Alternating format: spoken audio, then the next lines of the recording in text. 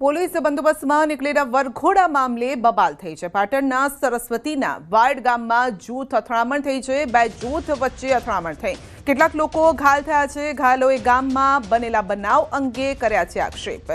ગામમાં વરઘોડો કાઢવા પર પ્રતિબંધ છે તો લગ્નના વરઘોડા માટે પોલીસ બંદોબસ્ત માંગ્યો હતો। શુક્રવારે પોલીસ બંદોબસ્ત સાથે વરઘોડો નીકળ્યો। કેટલાક લોકોએ મંડળી બનાવીને હુમલો કર્યો હતો।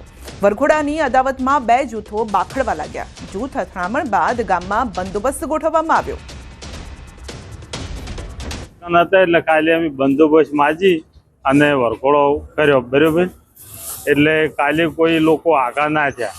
ઓમ એવાને પેતરો હતો કે આ લોકોનો વરઘોડો ના થાવો જોઈએ। મંદિરમાં પહી જાય એ છતાં એ લોકોએ મંદિરમાં પથ્થરમાર કર્યો અથવા તારિયા લાકડીઓ તરવેલીઓ આવું લઈ અને અમારા બધાએ 25 માણસોને ઈજા કરી।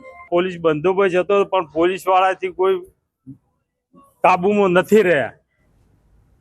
વધુ અપડેટ મેળવીશું સંવાદદાતા અશરફ પાસેથી। જી અશરફ, વરઘોડો કાઢવા મામલે બે જૂથ સામસામે આવી ગયા।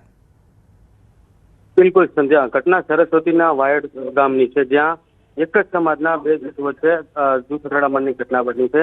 જૂથ અથડામણની ઘટનાનું મુખ્ય કારણ છે કે વરઘોડો વાગનો, એટલે કે ગત રોજ પોલીસ બંદોબસ્ત સાથે સમાજમાં વરઘોડો તો કાઢવામાં આવ્યો હતો, પરંતુ આજે જયારે જાન નીકળવાની હતી ત્યારે સમગ્ર ઘટના ઘટી છે। એટલે કે લગભગ ઘટનામાં 15 થી વધુ લોકોને ઈજાઓ કરી છે। સમગ્ર ઘટનાનું કારણ મુખ્ય વરઘોડો બાબત છે કે અગાઉ ક્યાંક સમાજે નક્કી કર્યું હતું કે વરઘોડો નહીં કાઢવાનો, પરંતુ તેમ છતાં ક્યાંક સમાજમાં પોલીસ બંદોબસ્ત સાથે ગઈકાલે વરઘોડો કાઢવામાં આવ્યો હતો અને આજે જાન જયારે પ્રસ્થાન થવાની હતી ત્યારે સામેના ટોળાએ ક્યાંક હુમલો કર્યો છે, જેમાં પથ્થરમારો કર્યો છે અને તીક્ષ્ણ હથિયારો વડે પણ ક્યાંક હુમલો કર્યો છે। અત્યારે ઈજાગ્રસ્ત તમામ લોકોને હોસ્પિટલ ખાતે સારવાર અર્થે ખસેડવામાં આવે છે અને એલસીબી, એસઓજી સહિત સ્થાનિક પોલીસનો કાફલો વાયડ ગામે બંદોબસ્તમાં ગોઠવી દેવા। એટલે મહત્વની વાત છે કે ક્યાંક સમગ્ર જૂથ અથડામણનું મુખ્ય કારણ હાલ વરઘોડો નીકળવા બાબતે છે તે સામે આવી રહ્યું છે। સંધ્યા જી અશરફ, એટલે ગામમાં કોઈ આવો નિયમ છે, પંચાયતે આવો કોઈ નિયમ બનાવેલો છે કે પછી બે જૂથની અંગત અદાવત હતી જેમાં હુમલો થયો?